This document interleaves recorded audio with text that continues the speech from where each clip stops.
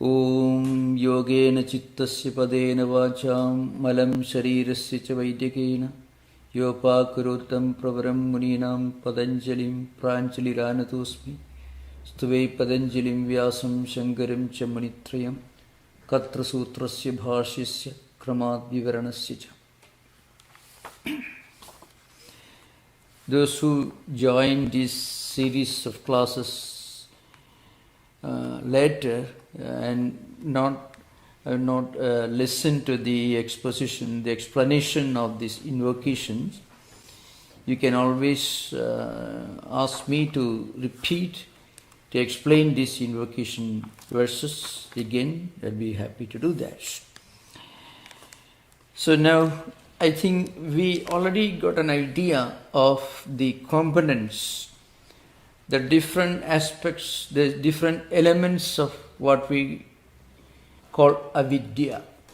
So avidya is sometimes translated in the earlier translations into the English expression is called the unconscious or the consciousness undifferentiated sometimes. That's how they translate it during the early years of the introduction of Yoga Sutra into English, especially the Harvard oriented series and many similar earlier publications before the Second World War translated this word avidya into something like undifferentiated consciousness or consciousness undifferentiated.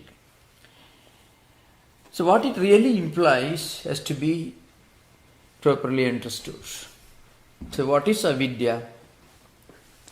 The technical translation, the simple translation is ignorance. And in Swami Vivekananda's translation or exposition, you find he has used the same word. But as you proceed further, Swamiji identifies the Purusha, the reality of Purusha as Atman.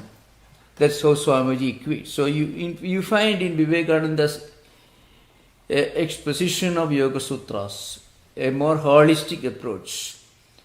Because otherwise, Yoga Sutra only helps us to understand the workings of the human mind. Especially, it gives a very clear idea, even if you're a total non-believer. If you don't believe in anything other than the body-mind complex, if you are just a layman who is not at all interested in anything transcendental, Yoga Sutra will give you a correct understanding of what our true personality is. You don't have to be a spiritual aspirant to understand that from Yoga Sutras. But it also takes you to the next stage of your spiritual cultural evolution. That is, what happens when people die? Is everything gone? That big question is haunting philosophers and thinkers and religious teachers for thousands of years. And Yoga Sutra tells us that what goes into flames or what goes into the tube in the crematorium is only one tiny, insignificant aspect of our true personality. Our true personality is expressed in the way we think, we act, we speak, we feel, and we respond to different situations from the external world and also from different feelings and emotions that we feel within ourselves.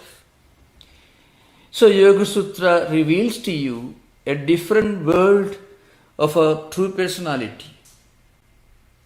Something remains when the body comes to an end. So in the coming sutras, you are most probably are going to be shocked when the yoga exponents tell you what our body truly is. There are shocking expressions, shocking to those who spend a lot of money in beauty parlors, in buying clothes, in spending money for changing the face, blackening the hair and whitening the teeth, you'll be terribly frustrated and shocked when Patanjali tells you the real truth. But there is also a source of comfort and consolation.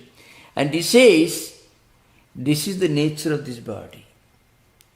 But there is something much higher, much subtler, a much more profound aspect to your true personality. That is the world of samskaras, vrittis, sankalpas, in Sanskrit, let us say, the emotions and feelings, the impressions that we inherit when we are born again. So the idea that we are going to be born again, life doesn't begin with being born in a hospital bed and being burnt out or disappearing into a tube in the crematorium. That is only a very minor and very insignificant part of our existence. But death is only a comma or a semicolon. It's not a full stop. So that's what we are going to discuss in today's classes. The very profound, very important sutras, the 4th and 5th. I deliberately postponed discussion of this subject. So I gave you an idea of raga, dvesha and abhinivesha. These 3 kleshas.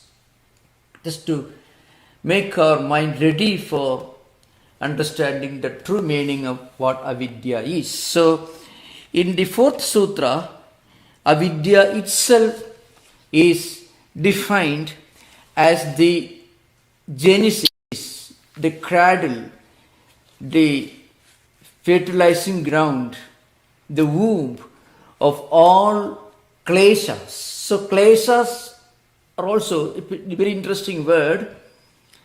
You find again the translation is often hindrances in the Harvard-oriented series. Now, those great scholars have done an absolutely magnificent work, a wonderful contribution towards this important task of introducing the great Oriental spiritual cultural ideas to the West. It is tremendous work that the Harvard-Oriental series did. But kleshas are not hindrances, as we understand by that particular word in English language. What are kleshas? Kleshas are emotions and feelings, and more than that, tendencies, what we call samskaras in Sanskrit, which are already there deposited in our mental system, which will find expression not only in this life, but in future life. And these tendencies can never really die, but they can be handled. You can weaken those tendencies. You can make them so subtle that they do not disturb you. Just like, suppose you got a grain, let's say one kind of food, grains. You cannot destroy it, but you can fry it with oil in the kitchen. And you put in a very fertile soil, it won't sprout, it won't become a plant, it won't fertilize. Or you can burn it, you can fry it, so you can practically make it ineffective, but you cannot destroy them. On one occasion, some devotees asked Sri Ramakrishna. In fact, it was one of our own great monastic disciples, not Swami Vivekananda or Swami Brahmananda. Another, in fact, it was Swami Turiyanandaji, the great monk who came to San Francisco and who actually inaugurated this great holy task of introducing Vedanta to California.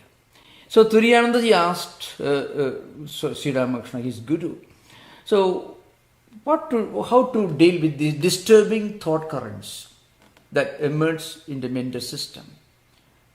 How can they destroy them? And Sri Ramakrishna's reply was, you cannot destroy them, but you can certainly handle them. You can turn them into something creative and constructive. Then they become as good as completely subdued, or as they become completely neutralized. So you can find here the fourth sutra is this one, that is the avidya kshetram uttaresham prasupta tanu vichunno dharanam. This is the sutra. Now many of these Sanskrit constructions need some kind of a rearrangement to make it easy for us to understand the meaning. It's called putting in prose order. It's called, padacheda. That means splitting words and putting them in the logical prose order of the meaning. So if you do that, it means avidya. What is avidya? So what is avidya? Avidya is our natural state in which we are not fully aware of what we actually are, what our true identity is. That is the most psychological way of putting it, as far as I can think of. So, but then in simple word we can say ignorance of our true personality, ignorance of our true identity. So when we are not aware, or when we are not knowledgeable about our true identity, we mistake ourselves to be many other things that we actually are not. So in the technical language of Yoga Sutra, we identify ourselves with whatever we experience outside, because we have not understood what we really are. We have not understood that we are Purusha, we are the consciousness, we are the Atman. So we identify ourselves with many things going on around us, and so we become happy, unhappy, etc. That will be explained when we discuss asmita, which comes later. So here, avidya prasupta tanu vichinna udaranam. This is the... So, avidya, what is avidya? Avidya is defined as the genesis, let us say, the breeding ground for all the other kleshas which are discussed later. Asmita, raga, dvesha and abhinivesha. These are the four kleshas that come after avidya. Our wrong sense of our own identity, and then our extreme infatuation to certain things, and its opposite, our aversion to certain things, and again this lingering fear of our own disappearance or extinction. The fear of death I mentioned last time, which expresses itself in the feeling that we are eternal, so we cling to our own identity because we don't know what we really are. So that's the idea behind. So now all these are different kleshas which emerge in avidya. So what are they? So they are explained. Sometimes they are dormant. Some of these are dormant. It's called prasupta or pralina, it is called. Now in certain highly advanced spiritual persons, which Yoga Sutra refers to, we'll refer later on, those who are highly advanced spiritual persons, in their minds, this avidya and all the kleshas that we are going to discuss in future, they are all in a dormant condition. I mean, they can never really express themselves. Raga and dvesha, the seeds of these tendencies may be there, but they never express. Because through long yogic practices, spiritual disciplines, they completely transcended them.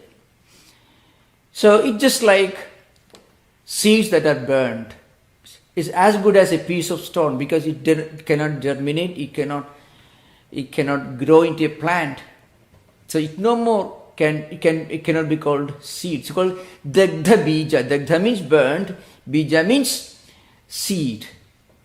So that is how it is found among the most advanced spiritual seekers. There's a Sanskrit sloga here that again is mentioned in the commentators' works. Prasuptas tattvalinanam tanuvastha cha yoginam vichinodara rupacha klesha vishesankinam. So one category is called prasupta, means these tendencies are sleeping, they're dormant, they are as good as ineffective, non-functional.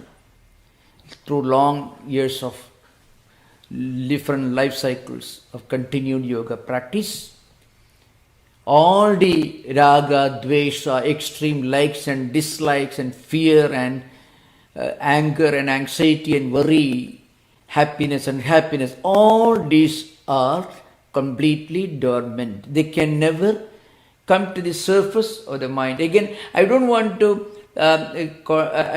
compare this to consciousness, unconscious, conscious, unconscious equations of modern psychology. That may not be fully accurate. So, but let's say because yoga propounds its own unique psychology. So, which at least according to me is more profound than anything that modern psychology can conceive of. So one is prasupta, then tattvalinanam, that's the meaning. Tanuvastha yoginam. What about the yoga? What about those who have practiced a lot of yoga but not reached this higher transcendental level? For them, they become very subtle, so abstract that they are as good as non-functional. And then vichinna actually means, suppose a person has got a lot of aversion towards something, but it is subdued by some other contrary thought currents. For example, when a person is very joyous, is enjoying a great music or something, then all his other mental aberrations like extreme dislike or bitterness, all this will be in a subdued state. It's an example of vichinna. Vichinna actually means, something that is completely subdued, is completely overpowered by a counter vrittis, by a counter samskara, by an opposite samskaras. So this is also one way. This frequently happens. When we are enjoying a great, let's say, music, wonderful music, people frequently we may forget all bitterness or problems and other things. It happens. We're enjoying something that takes us to a higher transcendental level. Then we may forget, at least for the time being, all our problems. So one set of vrittis are completely overpowered, subdued by a strong vritti. What is that? You are enjoying the music. It's an example of how these mental tendencies function. That is vichinna. That udara meant udaranam. Udarana is what happens, when our mind has certain tendencies, impressions gathered at the deeper layers of our mental system, which are looking for an expression. If there is an external situation, a condition which is conducive for their manifestation, then immediately that tendency will manifest. I gave this example when I was discussing Bhagavad Gita. Those who have done a lot of spiritual practices in their past lives, done great things, done a lot of meditation, in any traditional religion, those who have really thought of something beyond this body-mind complex. That's what we are going to discuss in the coming sutras. Anyone who can think of himself or herself as other than this physical body and body-mind complex. That is the criterion. and who has thought of something higher and transcendental. That person will express this higher tendency even after centuries, even if he takes birth in sometime in distant future, and then if that person finds some external surroundings or conditions that are conducive to spiritual practice, spiritual contemplation, immediately he will connect, and that spiritual life, he will continue his spiritual life. Tatradam buddhisam yogam labhade paurodekikam yatateja tato bhuya samsiddhu kurinantana. That's what Lord Krishna says in the 6th chapter. So what happens, this could happen even after several life cycles, because these tendencies are already there in the mental system. When there is an appropriate surrounding or external situation that emerges around us, it will connect. And unfortunately, it is also true, in fact much more true for negative tendencies. That is also true. Yoga Sutra will tell you, commentators will make an observation that negative tendencies have a greater possibility of expression. There is something in it. In fact, it is this psychological possibility that could be at the root of the very concept of the devil in some of the Abrahamic religious traditions, because we want an explanation for something in our mind which we cannot really find an explanation from a purely scriptural or psychological angle. So we want to catch hold of somebody who is responsible for all this. And then if that will prompt us to do prayer and meditation, it really works. You know why? Because if you are afraid of the devil, and if we go to temple or church and does a lot of prayer and meditation, maybe the devil may be totally non-existent. Poor man, there is no such thing in the world. But your spiritual practices will produce spiritual energy, and that will certainly benefit us in spiritual life. So these are the 4 types of kleshas. How kleshas function. One is prasupta, means dormant. They remain in a dormant condition.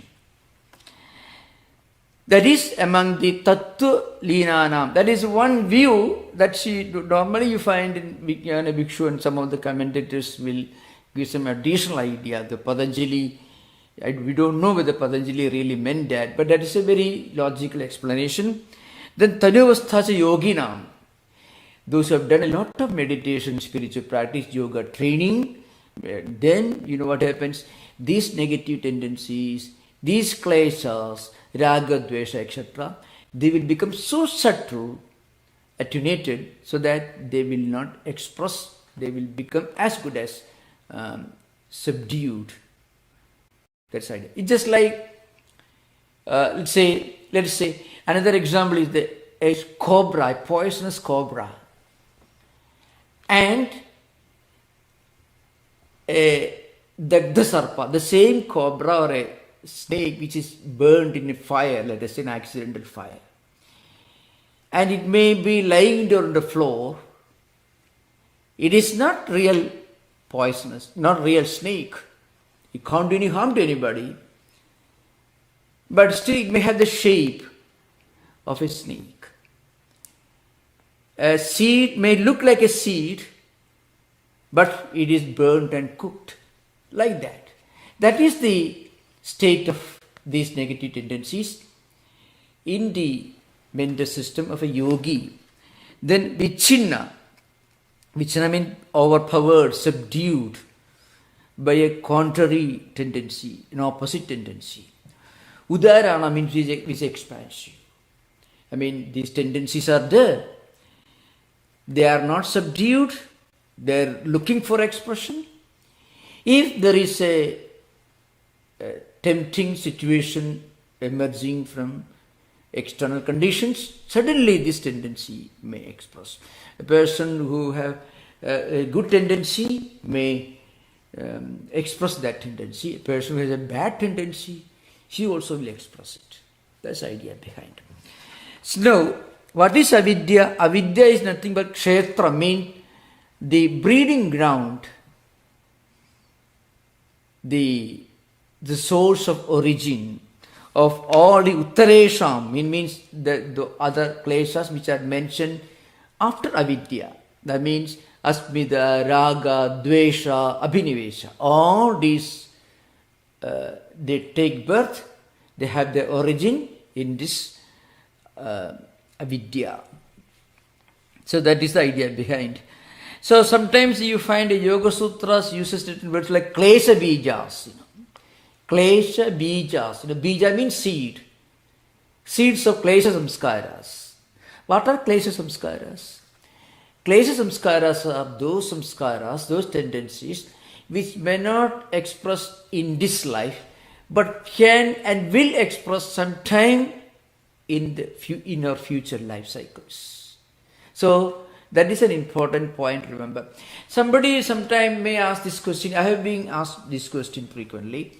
Does it mean that we should be always watch our mind, what our mind is thinking? You go crazy. You can't do that. You cannot watch your mind and let me see what my mind is thinking now. I should force my mind to something good and creative and constructive. We can't do that. What we can do, we can take up some higher ideal as our life goal. It could be anything. If we cannot pray and meditate, we should do something that's good, that is proper, that be good for our life and also good for others also. Something creative and constructive at the physical level, intellectual level, mental level. If we take up, then what happens, our mind and mental energies of this chittam, the mental world, will move in one direction, and that will generate lot of productive, constructive, creative tendencies. So that is how human personality expresses itself according to the fourth sutra. It is a very, very important sutra. And here I just want to refer to one great commentator, as again his name is Vijnana Bhikshu, who wrote this well-known book, Yoga Vartika, it is called. So he has something very profound to say, Vijnana Bhikshu. Atra vidya kshetram prasava bhumihi uttaresham asmidadinam. Prasava bhumi means the place where they are born, the womb of the klesha samskaras. That is avidya. So then he says, tatraka prasuptihi chetasi shaktimatra pradhishthanam bija bhavopagama tasya prabodha alambane sammukhi bhava. So what is this? What is this prasupti state, the dormant state according to Vajaspati? It is the presence in our mental system of other kleshas like asmida, raga, dvesha, abhinivesha, etc. in the form of a seed. But again, the seed is not going to fertilize. The seed has lost its ability and power to create problems. But it is there. Now, what happens in the coming verses, Vijnana Bhikshu makes a statement, when we are aware of the possibility of these tendencies in our mind, then they will not express it. In his explanation of Udara, the fourth category, I mean, when we are not fully alert, when we are not fully aware of the problems that our own mind can drag us into, there are situations when our mind can land us in trouble. You sit quiet for some time, you imagine, and sometimes the mind tendencies and impressions, imaginations may go to very, very undesirable areas of imagination. And that can lead a person into corresponding undesirable actions. And those actions can land us in trouble. That is the example of what happens when a person is not alert, is not aware of his own mind and its tendencies. So that is the example of udara, means where you're completely off guard. The total contrast to prasupta. Prasupta state is characteristic of a highly advanced yogi, where the kleshas are completely dormant, non-functional. Udara state, the fourth category, is an example of what happens when we do not try to practice any self-restraint, we don't care for any kind of self-control. So yoga can be roughly, broadly defined as an effort to put ourselves in some kind of self-restraint or self-control, balance. That in that sense, when we totally listen to our senses, when we totally are at the beck and call, completely controlled by the passions of our own senses, then what happens, our mind becomes so weak, we become so weak that we become overpowered, we become tempted, our mind will go to undesirable channels. That's the example of the fourth category, udara state. But the prasupta state, what it means, what it means is that these tendencies are completely under control. So prasankhyanavatu dagdha klesha bijasya sammukhi bhudai api alambanena asau punarasti. That means because of your spiritual practice, you get prasankhyana. Because of your proper understanding, what happens? In a person in whom this awareness has arisen, the seeds of kleshas, this samskara, klesha samskaras are completely burned. And then what happens, they don't awaken. Even when we are face to face with tempting situations, these negative tendencies will not drag us into undesirable channels. That's what happens to a person in whom these tendencies are completely transcended and so become dormant. So this is an example. Now we'll go to the next sutra, that is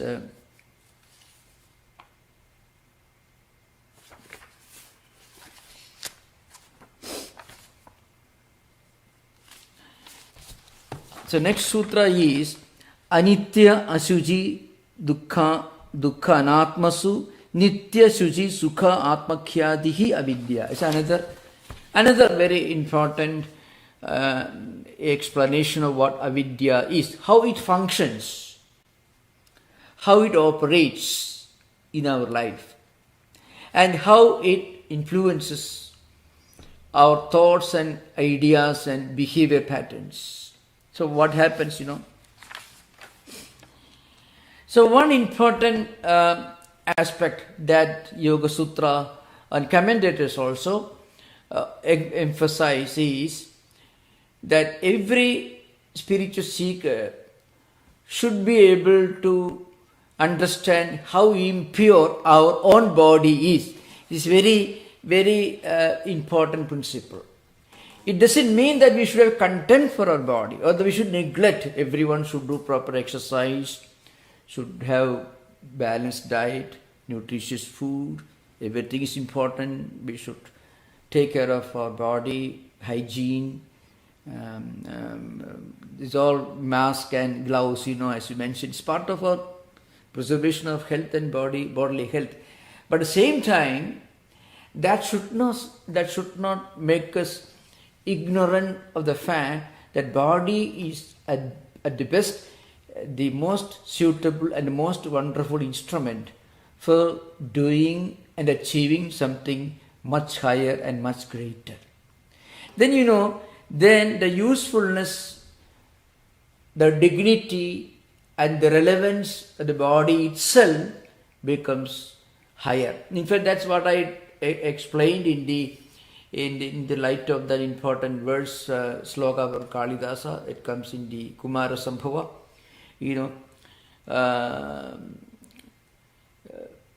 That is Api kriyartham sulabham samit kusum jalani visnana vidhikshamanite api susaktya tapasi pravartase sharira madhyam khalu dharma sadhanam. Though it comes in a different context where Shiva is testing his devotee, but there is an important message, that is sharira madhyam khalu dharma sadhanam. This body is the most wonderful instrument in our hands. These senses are also most wonderful instruments, very useful tools in our hands for us to do great things, to think of great things. Mind and intellect are wonderful gifts from God. A healthy body is also a need, a necessity, and a gift from God. But then one should always think of something higher than body. Then body is put to the best use. It is not meant for sensual enjoyment alone.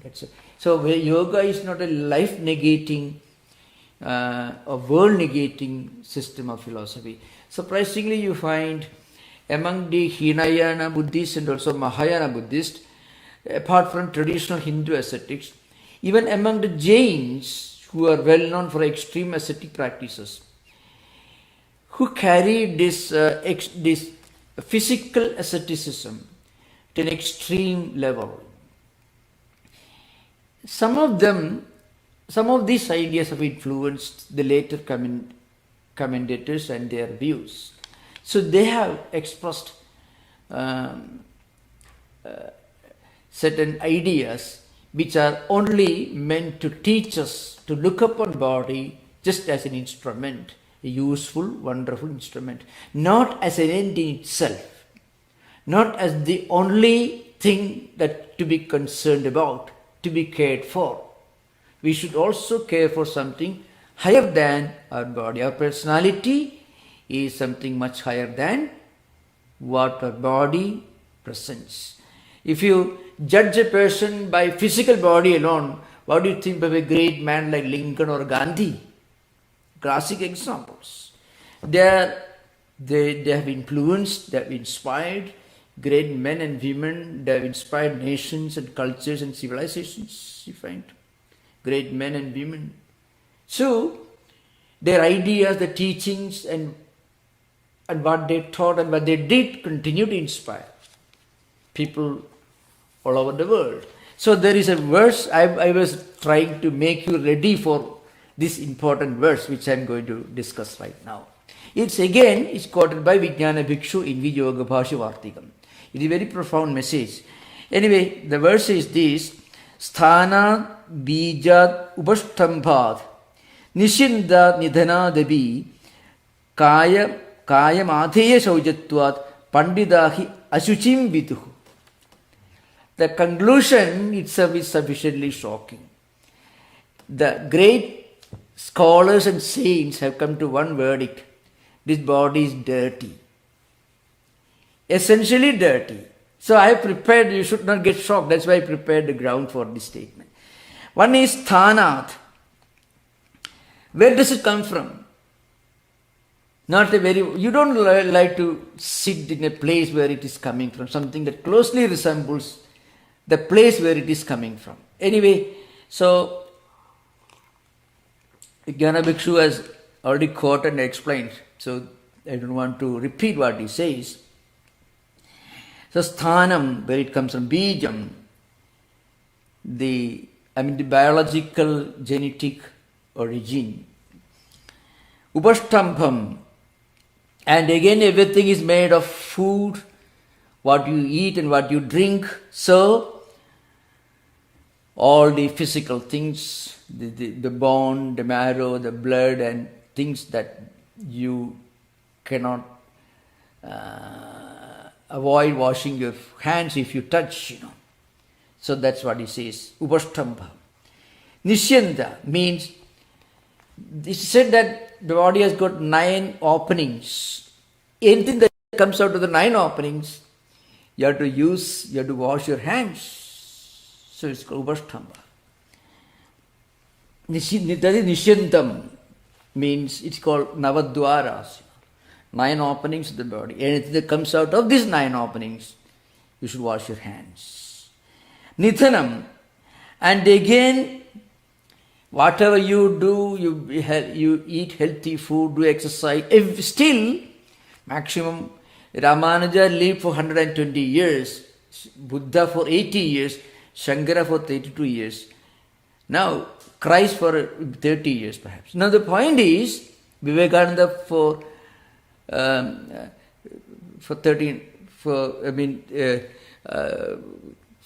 1863 to 1902, that is 39 years. Sri Ramakrishna also just about 50 years nearly.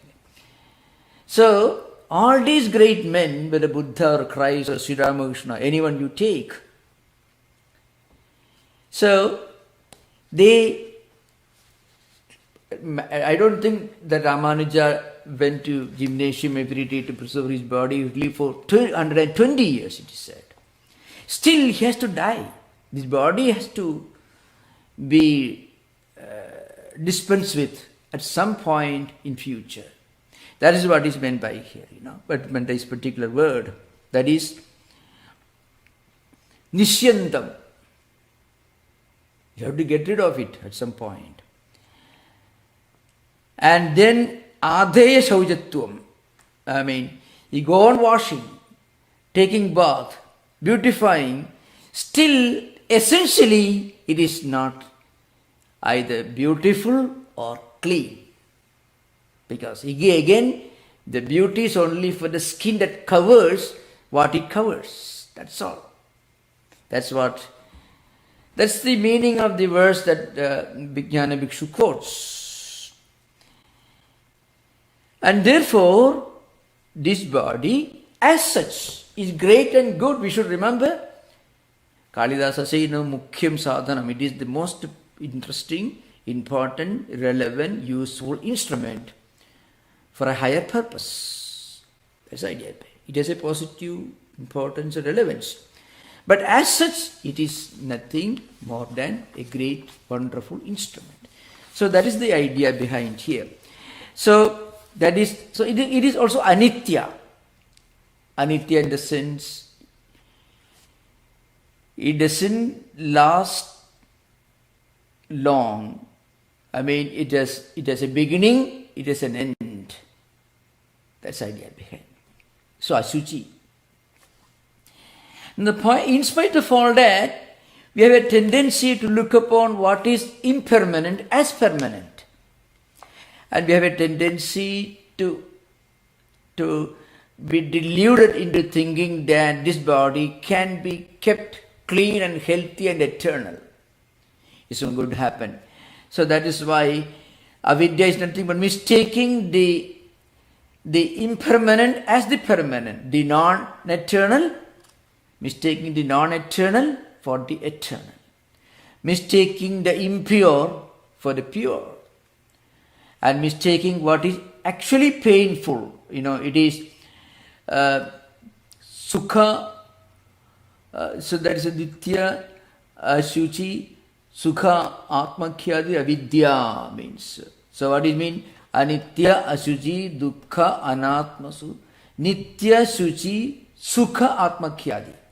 So what is actually dukkha, we mistake as sukha. And what is actually anatma, the non-atman, the non-self, the non-atman, we mistake as atman. What does it mean? Atman is something that we consider to be the highest, the most sublime, the eternal, the transcendental, the embodiment of purity, the embodiment of everything that is positive and transcendental, sublime. And a normal person who may not take to anything higher in life, such a person is not, in other words, he is not a yogi or he is not a spiritual seeker. A spiritual seeker can be, in a broad sense, can be called a yogi. Now, such a person, what happens? He looks upon this body and the senses as the eternal, as the embodiment of purity, as the source of all joy, and as the eternal reality. This is how avidya functions. It's a functional definition of avidya. The first one is psychological definition. It is a functional definition of avidya. So, this is the definition that you find here. If you have got, I think, those of you who may have heard this particular sloka that I quoted, which where the particular one that I mentioned, that is sthanad bijad upashtambad nishyandad nidhanadavi kaya matheya shaujatvat pandidahi asuchim viduh, means there are 6 causes, 6 ways of expressing our natural instinctive ignorance or our lack of awareness of the reality. How they express in our daily life, that is mentioned here. That is, wise people consider this body as impure, etc., as the source of all problems, etc. Here we should understand, from the higher perspective, this body is certainly a wonderful instrument, but still spiritual life begins when we look for something higher than what we experience with our senses and mind. That is true in Vedanta, Yoga, Buddhism, everywhere. When we look for something higher than what we see with our eyes and what we hear with our ears, what we understand at the empirical level, when we look for something higher, that is the beginning of human evolution beyond the biological one.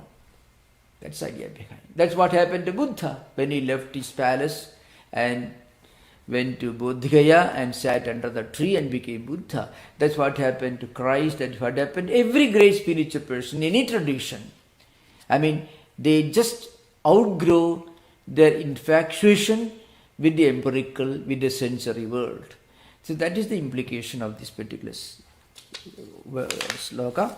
Now we'll go to the 6th sutra. I think we have time. The 6th sutra is very important. Drik darshana shaktyoho ekatmada iva asmida. This is meaning. What is asmida? Egoity is explained here. So it is some kind of a wrong or false identity or identification. I mean, it is nothing but the apparent identity of the power of the seer and the power of seeing. In other words, these are certain words to be understood properly. Drik. Drik means a seer, the experiencer, the perceiver, the witness, the subject, or can be called Drik. In Vedanta, Drashta or Drik is Atman. And if you read Vivekananda's exposition of Yoga Sutras, he links yoga with Vedanta. In the literature of Patanjali system, you find here Drik or Drashta stands for Purusha, which is essentially conscious, which is consciousness itself. Now, this Purusha, what happens? This is our true nature. We are essentially consciousness itself. What happens, we identify ourselves with what we see and experience in the external world, and also in our own mental system. So, for example, when we say, I'm the mind, I'm thinking, I'm happy, I'm unhappy, I love this person, I hate this person, I don't like this, or I like this, all this. These are examples of this false identification indicated in this sutra. So you find one word is the Iva. Iva means as if, as it were. That is the meaning of the word. which implies that this identification is really false. It is actually unreal. It is not correct. So that's the meaning here. So, how it functions, how avidya functions at a different level, that is explained here.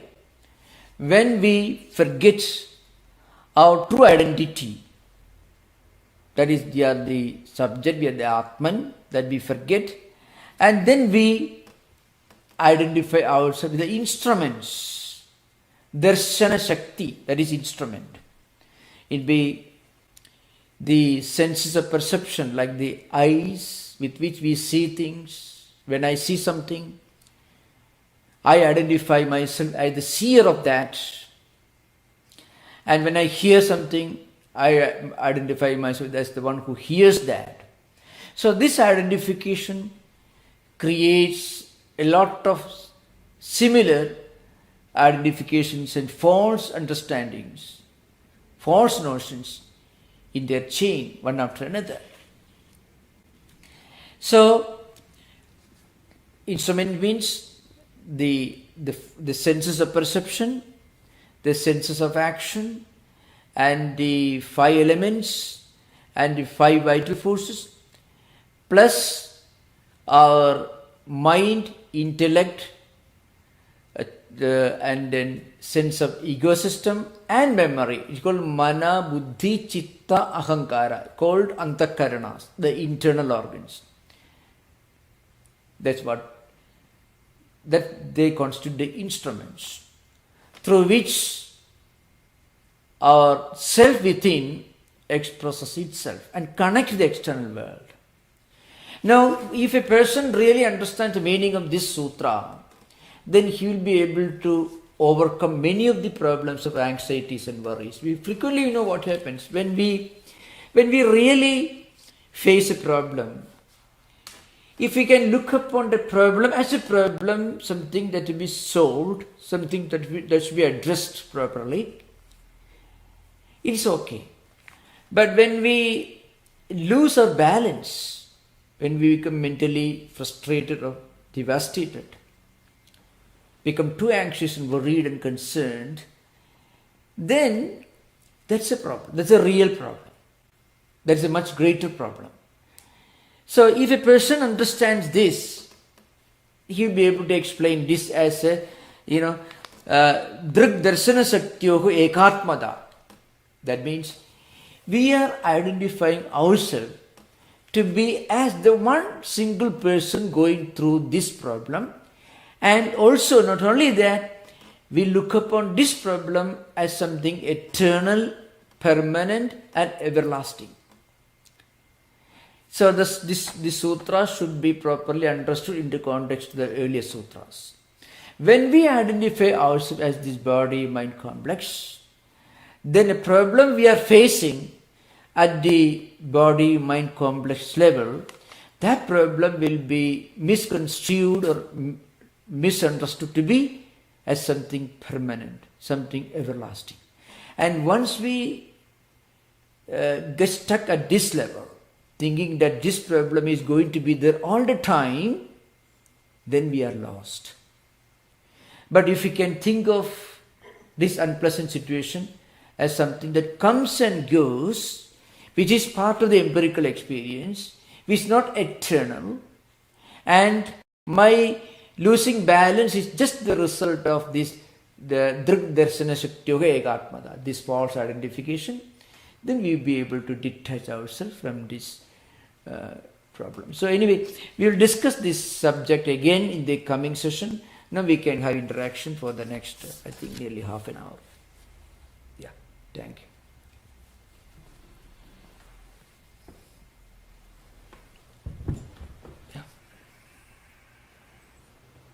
Hari Om Swamiji. Yeah.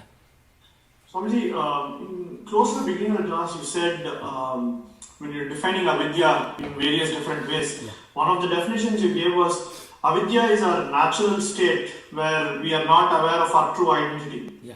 Right? Yeah. Once we are aware of our identity, won't this identity disappear into pure consciousness? Would there no longer exist a separate identity? So does this mean everything is avidya? And if everything is avidya, then is there some way for someone to experience this vidya as they are making progress towards actual spiritual growth? Avidya is something that we eventually realize to be unreal when we transcend it. Avidya is not an entity. It is a state of our being unaware of our true nature. So once we become aware of our true nature, then the very question of the nature of avidya, going beyond avidya, doesn't appear at all. The example, suppose you mistake a rope for a snake, and when you bring light, then you realize it is not a snake but a rope. Then you don't really worry about why did I misunderstand? Why did I mistake the rope for a snake? That question will never arise because you have understood the real thing for what it is. Similarly, a correct understanding of avidya is this. It is something that really never exists. But the fact that it doesn't exist is clear to you only when you go beyond it. So, any discussion of avidya is totally irrelevant. Because Shankaracharya himself said, avidya as maya is beyond definition. It is Mahadbhuta Anirvachaniya Rupa. It cannot be defined, it should be explained. There are many things in the world that we cannot really put in words. So even if you write a big volume on this subject, that book and all the words you have used will be only an approximation, and especially something which is essentially based on our experience, based on spiritual evolution. So a discussion of avidya, it happens in many scriptures, that fundamentally it is defined as something beyond words, beyond explanation, but you understand that it really doesn't exist only when you go beyond it. So now I shall come to complete. Now the point is, in our practical life, we may ask this question. So how do I confront this problem? We may ask the question. So as we step into spiritual life and do any kind of spiritual practice, then our mind begins to evolve and our mind begins to move. Then you find from that level, when you think of avidya or God or whatever, any spiritual subject, we will change. We will get a much more correct understanding of it. That's why some of these deeper questions, which are defined as indescribable, anirvachaniya, can be properly understood only when we step into spiritual life. That's the idea behind it. This is an important point. In fact, this whole idea you find in the Brihadaranyaka Upanishad, there's a big discussion. Gargi Brahmanam is called. Yajnavalkya and Gargi, big debates. And the Gargi at one point goes on asking questions. Then Yajnavalkya replies, Gargi, be careful, your head will fall off. You find that. In fact, that is an English translation. That is true. You know what it means? Now look here. From this step onwards, you are actually asking a question about which you will not understand unless you go beyond your present level of consciousness awareness. That's the meaning of your head will fall off. So many people who don't study Vedanta in a very traditional circles with the bhashyas and tikas, frequently they are told, what is the mean? The old man is cursing the lady. It's not a curse. So you find in the bhashya, say, beyond a particular limit, you find spiritual ideas, even yoga ideas can be understood only at the experience level. So once we in our own life, we sometimes in our own empirical life, your professional life, your academic life, there are many questions that we are prone to asking ourselves, and we will look for answers in different books. After some time, you find when you ascend to the next stage of your awareness, these questions cease to be questions. Questions are not answered. These questions are no longer questions. So you will be looking back, how I do ask those questions in those days. You will ask. So like that, avidya is something that becomes clear to us when we step into spiritual life. Yeah. Thank you, Swami. So I have a very small related question. Yeah, please, most. So you just said avidya is basically an understanding. It is more. It is not really a certain thing, but it is. It is a state where once you cross it, once you get to the reality, you understand that what you had previously experienced was unreal.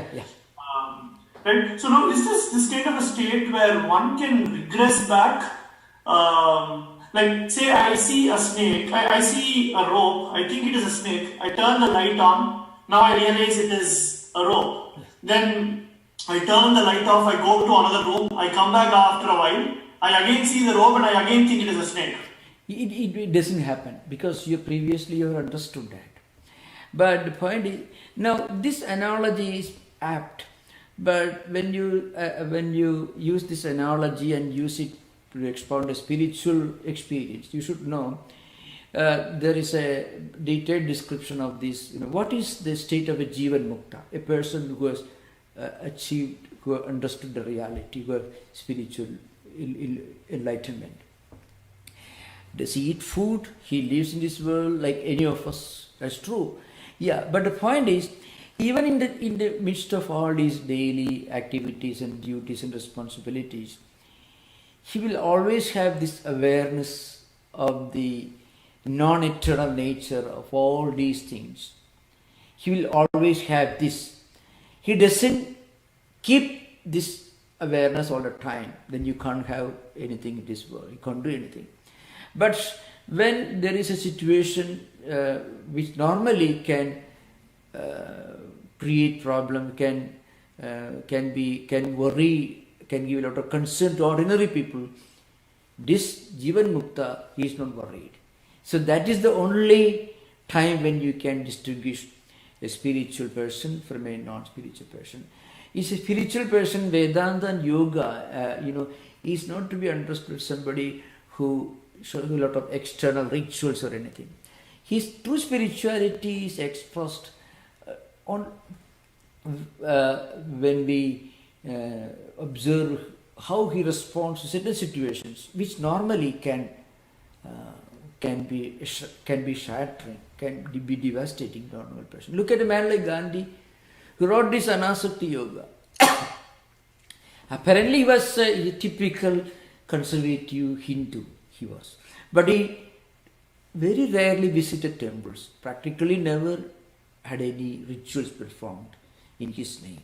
Even when he, on one occasion, fought for the temple entry for the downtrodden classes in South India, he did that. He never entered the temple, but he is considered to be a great spiritual man. How do you know? Look at the way he died. He was not frightened, he was not scared, he was not worried, uttering the name of Ram, which he was perhaps uttering silently in his mind. Now, I am giving an extreme example of a man who lived like a politician, but he was a saint all through his life. You may or may not like Gandhism, that's a different matter. But he was one of the greatest human beings the world has ever seen. Gandhi, he inspired people. So how do you define his religion? His religion or his spirituality defy the normal definitions and interpretations of religion and spirituality in any tradition. It's a classic example. True Buddha also, who did not believe he was an agnostic, he did not believe in a creator God as we understand normally. So you find they transcended avidya, but could Gandhi was, all the time he was busy creating headache with the British colonizers. He's a man, in the world politician, but he was a saint. There are wonderful examples to that.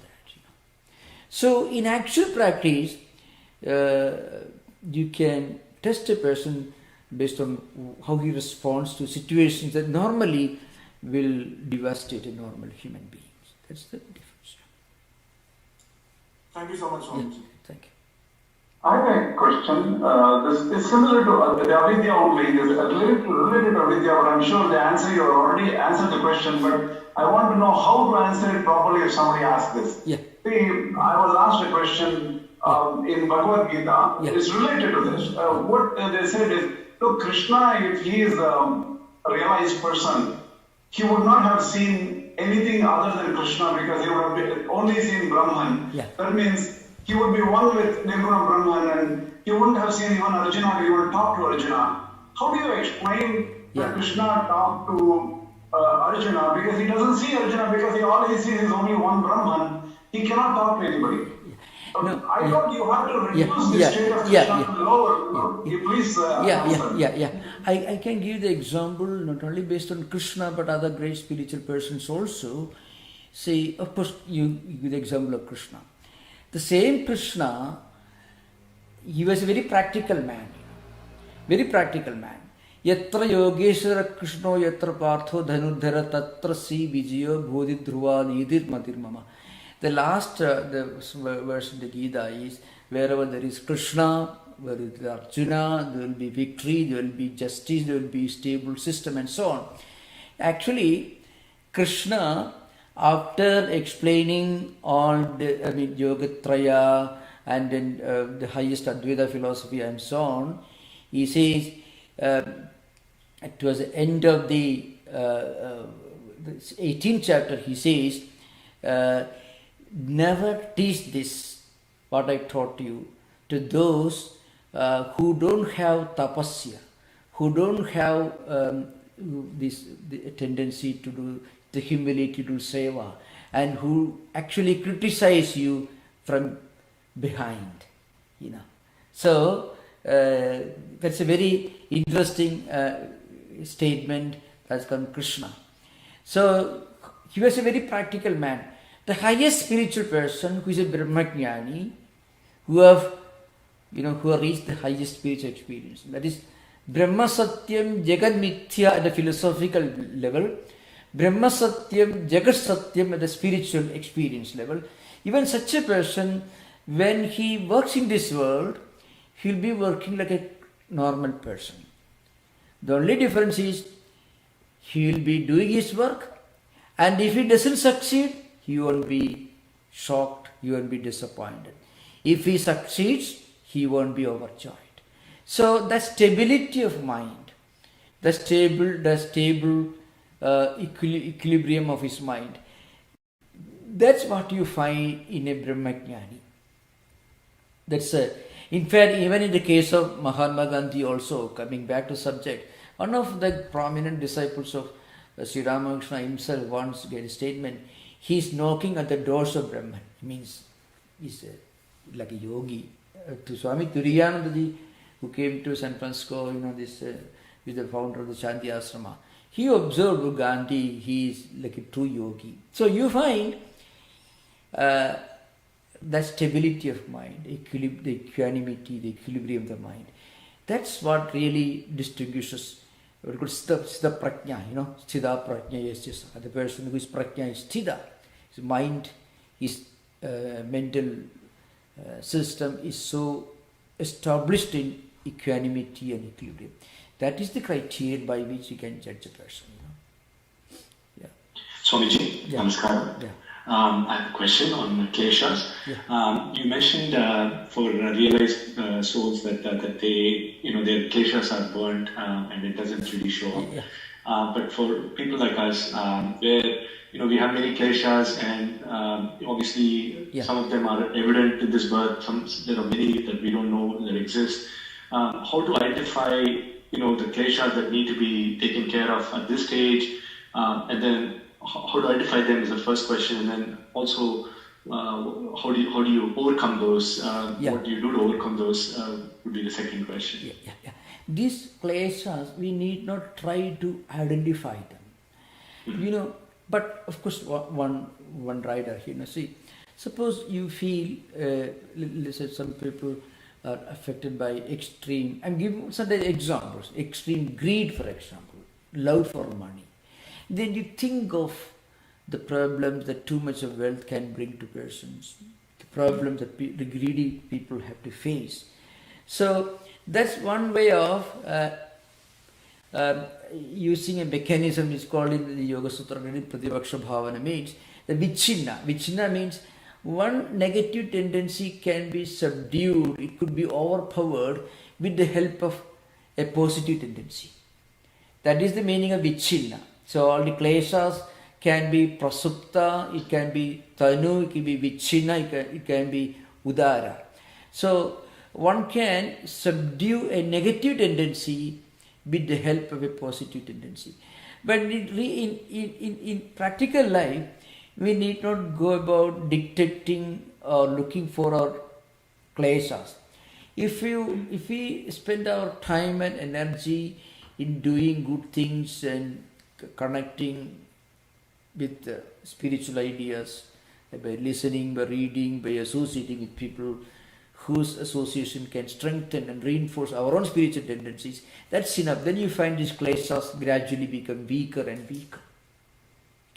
You can very easily see, you can find children, at least in conservative homes, maybe not now, but in the early days, parents used to be very watchful about how, when they brought up children, they would say children should associate with only persons whose association will be a blessing, be help to them. Maybe not now, of course, it is against egalitarian culture, but there's a tendency, there's an interesting, even how we should try to make great ideas, positive ideas, spiritual ideas accessible to children. How children should be taught some of these great ideas, because those ideas will generate good tendencies in their mental system, and that will help them to grow up to be ideal citizens. So teachings of great religious traditions, even not necessarily religious traditions, you create any great teachings from any person in any even non-religious traditions are grand examples out there who are not necessarily religious. So these are great and useful ways of planting the seeds of good tendencies, good impressions, good samskaras in the minds of children. Then you find whatever kleshas, whatever negative samskaras they have, those samskaras will be subdued, will be weakened, and that helps us to grow to be ideal citizens. So in general, thank you so much. Yeah. Thank you so much. Yeah. Go ahead, Saugata, your turn. Yeah. Pranam Swamiji. Yeah. So I have my understanding is like this. Yeah. I mean with Thakur, when we say Ashmita, Thakur in Thakur's way, it is Kacha Ami. Yeah. And we say Purusha, it is Paka Ami. Yeah. Is that correct? Yeah. This is a very practical, simple way of explaining to those gathered around Sri Ramakrishna. So Sri Ramakrishna says, Kachami means that is not mature, immature. So Sri Ramakrishna says, of course, there, Sri Ramakrishna means means a sense of pride or identity. Aham bhava means. If a person is very proud and very confident of his abilities and what he is, he can put all this at good service. So if you want to be, you're very proud, then you try to be proud of doing good things and eventually to be proud of being a devotee of God. In Sri Ramakrishna's terms, you be a servant of God. So that is also a kind of pride, a kind of egoism. But that egoism will eventually take you beyond egoism. So all mental aberrations can be put into good service. That's the meaning of what Sri Ramakrishna said. He told Turiyanandaji. Turiyanandaji asked this question. So how to deal with this disturbing thought currents? That is the question that Turiyanandaji put to Sri Ramakrishna. The early days of his training. Then Sri Ramakrishna said, you cannot destroy it. Because Sri Ramakrishna is a vritti, it's coming samskaras. So but you can turn your mind into something creative and constructive. So actually, this asmita is also a kind of vritti. Kleshas are vrittis only, klesha vrittis. So I'm very proud. I'm proud of what I am or what I did, what I achieved. Well, then try to turn that mind with so much of pride into something creative and constructive, something spiritual orientation. So that's why Sri Rama says, if you're proud, try to be proud. I'm a servant of God. Let it be. That's okay. Because that will help you to slowly go transcend this sense of pride, go beyond pride. That's how it can be. Every human emotions can be put into some good service, and that will help us to transcend the body identity. Thank you, Swami. Yeah. Swamiji, Pranam, Yeah. I have a question. Yeah. So, while we say we are ignorant of our true nature, I also feel that there are subtle clues out there which makes us intuitively be aware of our true nature. For example, when we talk about who we are, we point to our heart. Or externally, people may see us changing quite a bit, but deep within, we feel that I'm the same. Like I feel the same as when I was 20 years old.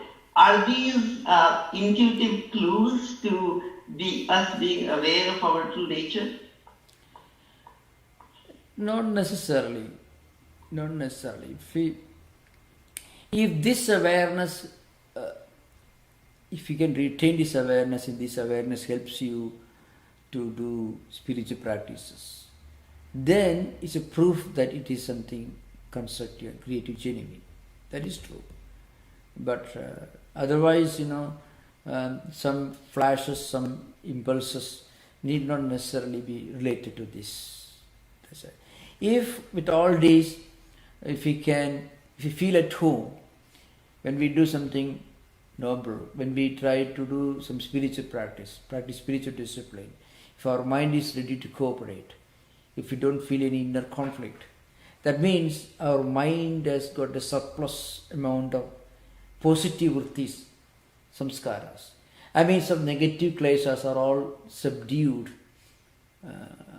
by one overpowering ambition and desire to achieve something higher in spiritual life, That's why it comes in later in the sadhana pada itself, the parinama samskara is mentioned here. Parinama tapa samskara, that comes later. Guna visheshachas dukkhameva sarvam vivekinaha.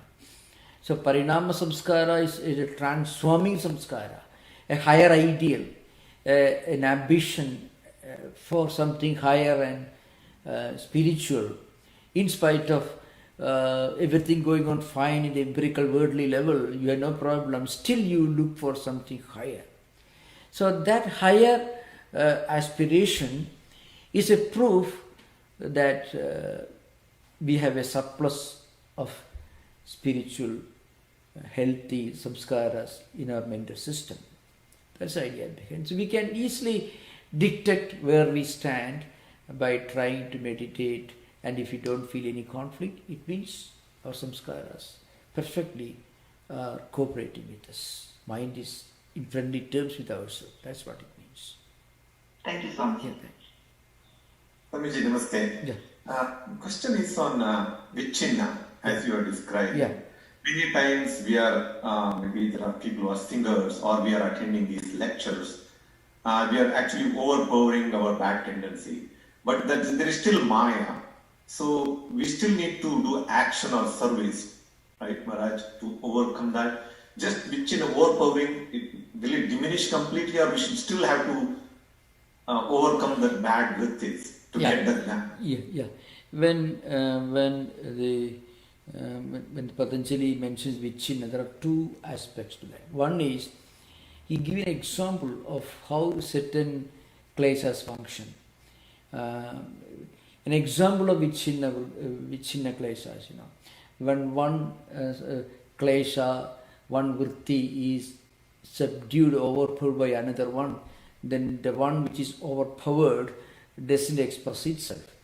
The another aspect to is we can always try to weaken or not repression as we understand in modern psychology, because it has a destructive, a negative fallout consequence that should be understood. But here what it means, you are actually trying to take an ascent in your own mental level. So suppose a person is disturbed by too much of ambition, too much of certain things, and because he is a spiritual seeker, he is aware of it. When we turn to spiritual life, what happens? We become aware of some of these things going on in our own mind. Unless we take to spiritual life, we don't become aware of this. When you become aware of this, its power is almost weakened. This is an important point to understand. In spiritual life, when we are aware of the possibility of our own mind having some negative samskaras, and where this awareness itself will help us to weaken it.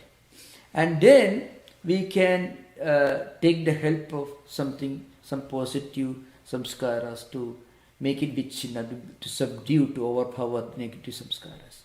It is possible. But again, it may come back. But constant attempt to subdue and overpower negative kleshas, negative samskaras will certainly help us to stay stable in positive tendencies. After all, kleshas are all function as samskaras. And samskaras come from previous life cycles. It's called karmasya. Karmasya is like a huge reservoir, huge bag, in which all the samskaras are deposited. When they are klesha samskaras, they don't necessarily express themselves in one life, but they will express in future life cycles. So they may express at any time. But once we become aware of this possibility, half the battle is won. Because then we become aware of this possibility only when we become aware of the need to go beyond, to transcend it. Our awareness of this possibility of being tempted by negative samskaras and our awareness of the need to go beyond it, they act together. Then what happens? We'll be able to take hold of something positive, some positive samskaras, to weaken negative samskaras. This is what really happens. Even if you are able to enjoy, you are able to appreciate, you are able to feel at home in the world of spiritual ideas, because this already is storehouse of positive samskaras in our mind. This is an interesting point in the Yoga Sutra brings out.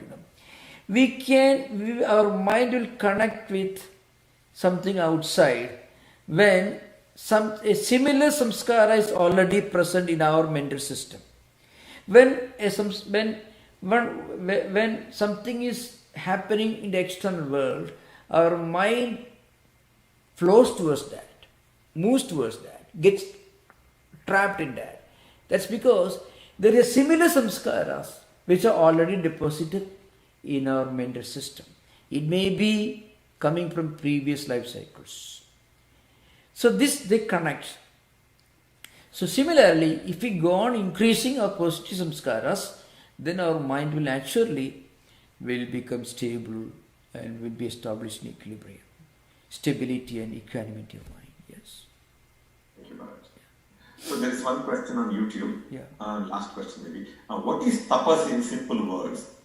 is that a cleaning process? Krishna Kumar Chokkaling asks on YouTube. Tapa actually means any kind of ascetic practices can be tapa. So, according to first sutra, tapa swadhyaya ishara pranidhanani kriya yoga. So, tapa can be any kind of spiritual practices. Any kind of spiritual practices that involves self-restraint and self-control and concentration. So karma yoga is one way, bhakti yoga is one way, jnana yoga is one way. Any of these can act as tapa. Tapa, and even in the ordinary parlance, by the word tapa we mean some kind of austerity, practicing doing ascetic practices. That is also helpful, no doubt about it, because when we try to practice some self-restraint in our own daily life, some kind of a discipline without exceeding it, extreme asceticism is not recommended either in yoga or in Vedanta. But moderate ascetic practices will be certainly helpful, because that will help us to get our mind ready for higher practices in yoga. This is true of Vedanta also.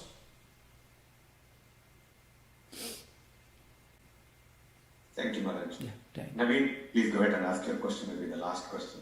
Yeah. Namaste Maharaj.